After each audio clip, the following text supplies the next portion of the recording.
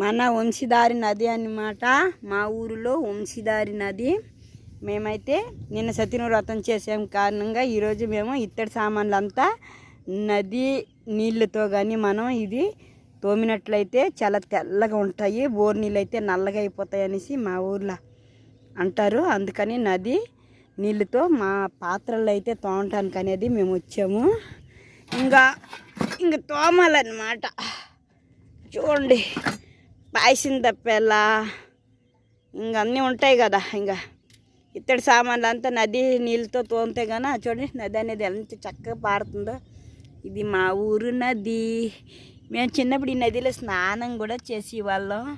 ఇప్పుడైతే చాలా దూరం నడలేక చెయ్యం, ప్రతిరోజు రాము, ఇలా అప్పుడప్పుడు వస్తాం.